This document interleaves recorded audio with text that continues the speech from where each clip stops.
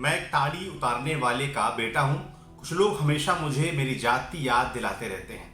वो ये नहीं देख पा रहे कि ताड़ी उतारने वाले का बेटा कैसे मुख्यमंत्री बन गया। जनवरी 2019 की एक सभा में जब एक मध्यम कदकाठी वाले नेता ने यह बात कही तो राजनीतिक पंडितों ने अपना हिसाब बिठा लिया था। यह संदेश भारतीय जनता पार्टी के लिए था और यही नहीं, भाजपा की पिच पर उतरकर बैटिंग करने जैसा था। कैसे? क्योंकि अपने अतीत को इस तरह से मंच पर उतारने का काम नरेंद्र मोदी बखूबी करते आए थे।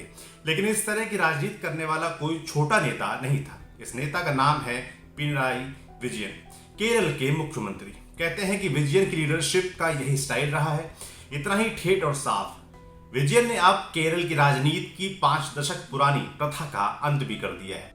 लगातार दूसरी बार वाम को सत्ता के केंद्र में रखकर लगातार दूसरा कार्यकाल लेकर 21 मार्च 1944 केरल के कन्नूर जिले में पैदा हुए विजयन, उनके पिता नारियल के पेड़ पर चढ़कर ताड़ी उतारने का काम करते थे। वही ताड़ी जिससे देशी शराब भी तैयार की जाती है। लेकिन केरल के ग्रामीण क्षेत्रों में ताड़ी उतारना रोजगार का एक बड़ा साधन है। विजयन यहाँ के पिछड़े समुदाय एझवा से ताल्लुक रखते हैं।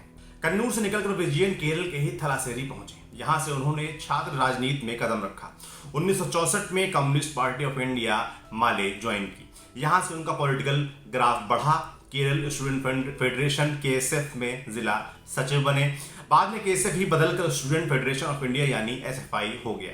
Vijayan Kerala state cooperative bank के प्रेसिडेंट भी बने। फिर आया साल 1970, विधानसभा चुनाव होने थे। विजयन ने कुथुपरम सीट से पर्चा भरा, चुनाव हुआ। विजयन विधायक बने महज 26 साल की उम्र में। विजयन का नाम प्रमुखता से एक संघ कार्यकर्ता की हत्या में भी जोड़ा जाता है। उनके घर कन्नूर में साल 1969 में जनसंघ के कार्यकर्ता वडिक्कल रामकृष्णन की हत्या हो गई थी।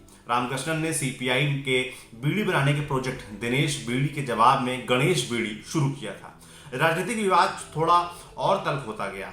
खबरें बताती हैं कि रामकृष्णन ने एक 16 साल के बच्चे पर हमला कर दिया और जवाब में सीपीआई के समर्थकों ने भी पलटकर हमला किया। रामकृष्णन पर कुल्हाड़ी से वार किया गया था। 2 दिन बाद अस्पताल में इलाज के दौरान रामकृष्णन की मौत हो गई। इसे केरल की पहली राजनीतिक हत्या कहा गया। आरोपियों में सीपीआई के कई नेताओं का नाम आया। खबरें बताती हैं कि विजयन का नाम इसमें से एक था। हालांकि लेफ्ट नेताओं द्वारा संघ की राजनीतिक साजिश भी इसे करार दिया जाता है और कहा जाता है कि चूंकि मामला कन्नूर का था इसलिए विजयन का नाम घसीटा जाता है। खैर, अब एक किस्सा सुनाते हैं। इंदिरा गांधी कार्यकाल के समय देश में जब इमरजेंसी लगाई गई तो विपक्ष प्रदेश में कई सारे नेता उभरे। इन्हीं में से एक नाम विजयन का भी गिना जा सकता है। इस समय तमाम पार्टियां चोरी छिपे अपनी गतिविधियां कर रही थी। विजयन की पार्टी सीपीआईएम भी इनमें से एक थी। गतिविधियां पकड़ में आई तो तमाम नेताओं के साथ विजयन भी जेल गए। करीब 1.5 साल जेल में रहे। कहा जाता है कि जेल में विजयन समेत तमाम नेताओं के साथ जेल में हिंसा हुई। उन्हें 3rd डिग्री टॉर्चर दिया गया था। ऐसा कहा गया कि इमरजेंसी हटी, विजयन जेल से निकले। वापस आने के बाद विधानसभा में थर्राता हुआ भाषण दिया और भाषण के साथ ही विजयन ने अपनी शर्ट विधानसभा में लहरा दी। वो शर्ट खून से सनी हुई थी। कहा गया कि यह शर्ट विजयन ने तब पहनी थी जब इमरजेंसी के दौरान पुलिस उन्हें जेल ले गई थी। खून से सनी शर्ट का विधानसभा में लहराया जाना बड़ी घटना थी। विजयन की लोकप्रियता जबरदस्त तरीके से बढ़ी। इमरजेंसी के बाद जब विधानसभा चुनाव हुए तो विजयन फिर से कुतुबरम से जीते। 1991 और 1996 में भी विजयन जीतकर विधानसभा पहुंचे। 96 में मंत्री बने। 80 के दशक से ही वीएस अच्युतानंद केरल सीपीआईएम के वरिष्ठ नेता रहे। 2006 में राज्य के मुख्यमंत्री भी बने। इस बीच 90 के दशक में जब विजयन की राजनीति का उदय हुआ तो उसकी वजह से यह भी था कि विजयन को अच्युतानंद का भरोसा प्राप्त था। यह सिलसिला चलता रहा।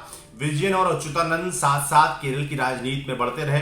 लेकिन 96 में नयनर की सरकार में विजयन मंत्री बने और उसके बाद से उनकी अच्युतानंद से खटकी। आलम यह हो गया कि दोनों ही सार्वजनिक मंचों से एक दूसरे के खिलाफ टिप्पणी करते देखे सुने गए। बात बढ़ती गई। पार्टी की बदनामी हो रही थी। टूट के कयास लगाए जाने लगे थे। फिर पार्टी ने खुद ही मोर्चा संभाला। 26 मई 2007 पार्टी ने कार्रवाई की। विजयन और अच्युतानंद दोनों को ही पार्टी के पोलित ब्यूरो से निष्कासित कर दिया गया। पोलित ब्यूरो यानी पार्टी की एक एग्जीक्यूटिव कमेटी जिनका सदस्य बनना सभी कम्युनिस्टों के लिए एक गर्व की बात होती है। विजयन को उस सम्मानित जगह से निकाल दिया गया था। 2006 के चुनाव में अच्युतानंद जीते, लेकिन एंटी इनकम्बेंसी के ट्रेंड में 2011 में सत्ता गंवा दी। लेकिन 2016 में पार्टी ने एक बार फिर जोरदार जीत हासिल की और इस बार ताजपोशी हुई पी विजयन की। विजयन ने अपना कार्यकाल पूरा किया, बल्कि केरल में सरकारों को लगा पुराना अभिशाप भी खत्म किया, अभिशाप एंटी इनकम्बेंसी का। और अब सीपीआईएम की जीत तय है और विजयन का दोबारा मुख्यमंत्री बनना भी तय हो गया है। आपके लिए किस्सा लाए थे हमारे साथी अभिषेक। देखते रहिए दी लल्लन टॉक।